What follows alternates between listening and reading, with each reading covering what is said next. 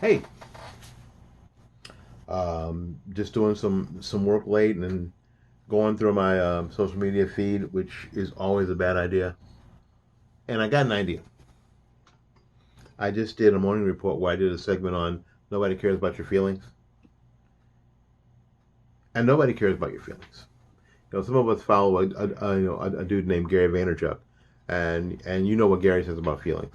Nobody gives up about your feelings, right? They don't. So stop talking about them. Nobody cares. And I mean that for everybody on both sides of the political aisle. Now, I'm going to use a couple of examples where nobody cares about your feelings. If you are advocating that the Robert E. Lee statue in your town square or in some part of your town, especially if you're a town in Virginia or North or South Carolina or Alabama, or Mississippi, if you're advocating that be torn down, or Tampa, that be torn down, the Civil War statue, because that makes you feel a certain way, get over it. Nobody cares. In the instance here, where a Civil War statue was torn down, was asked to be taken down. It wasn't torn down. It was taken down and moved actually. Um, I got into a lot of hot water with both sides of the discussion because there wasn't any real reason to spend the money to move that statue. It had been there for years. It wasn't hurting anybody. It was a statue. It was a piece of marble. It wasn't hurting anybody, and didn't have anything to do with the condition of our daily lives as black people in Tampa. It didn't have anything to do with that. It just it just apparently made people feel a certain way. Feel a certain way. Cares. Nobody cares about your damn feelings. And on the other side of the aisle, there were people who were in support of keeping the statue there, and they had these reasons that the left was trying to erase history, and that made them angry, and that frankly made them feel a certain kind of way too. So there's this big discussion about moving this, tearing down or moving this statue that no one even knew it was back there on the back side of the courthouse annex for years, and nobody gave a damn. But now it made people feel a certain way. I wonder if this is all just a battle of middle school cliques of 12-year-old girls that really believe people care about their feelings. You hurt my feelings. So, get over it. Nobody cares about your feelings. Facts don't care about your feelings. Ben Shapiro, right? Facts don't care about your feelings. The fact is that statue wasn't bothering anybody. It had been there for years. The fact is that that most people didn't even know it was there. On either side of the argument, most people didn't even know it was there. If it had been quietly moved in the middle of the night, a lot of the people who supported it staying there would have never known. If it had been quietly moved in the middle of the night, a lot of people who were all a tither and in tears about it being there, they would have never known. They didn't know it was there until somebody told them. It is this overemphasis about people, how things make people feel.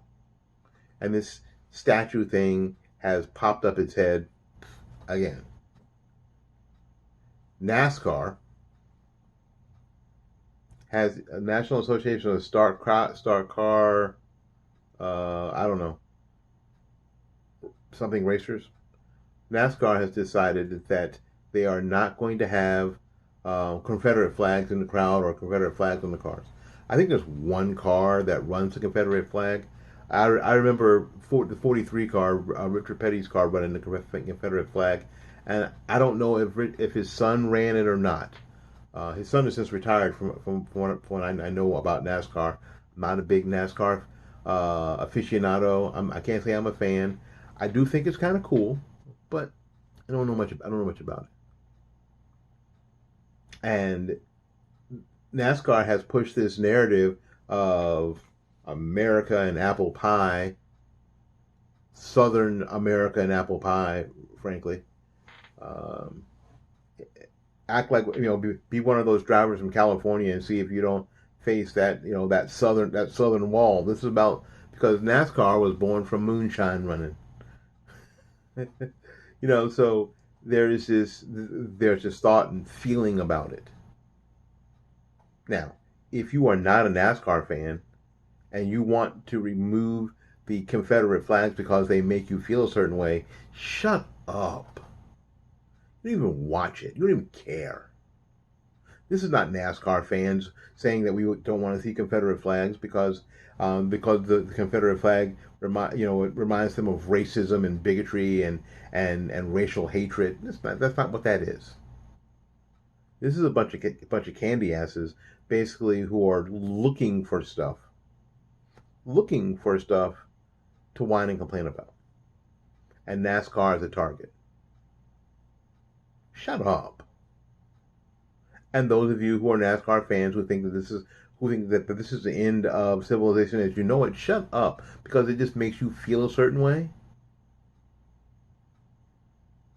It's not that big a deal. It's not what you watch NASCAR for. I know you're saying, well, Willie, once they take away the Confederate flag, then they're going to go after the U. I mean, they're going to have to go after the American flag. They've already gone after the American flag. Which hill do you want to die on? Let me tell you, the NFL will have kneeling protests this year. That's all there is to it. The NFL will have players kneeling during the presentation of the colors. I don't like that personally. I'm going to preface this. I don't like that personally, but it doesn't bother me so much not to watch. I'm gonna tell you, y'all gonna be pissed off. So I'm still gonna be pissed off. I'm gonna still watch the NFL. I've been watching the NFL throughout, and that act by some of the players, and if you do the arithmetic, we found out that it wasn't a bunch of the players.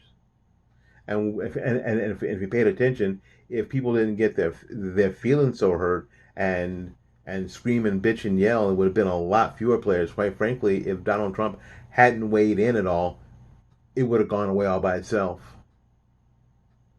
And we would have still found out that Colin Kaepernick doesn't play quarterback well enough to be in the league.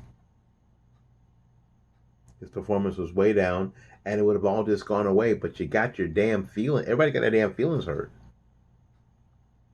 I made a bigger deal of it than it actually was.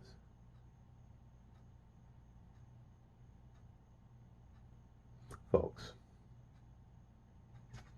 in the previous video, I talked about there can be no justice without truth. So what we have to do is we have to look for the truth in something, and that's where we have to stand. Our emotions don't matter. Our emotional attachment to things don't matter. They just don't matter. There's a bigger picture, and we have to see it. Until I see you again, go out there and learn something, love somebody, and for goodness sake, y'all take care of yourself. My name is Willie Lawson of FightBackMedia.com and Fightback 2020. We'll see you when we see you. Subscribe, notification bell,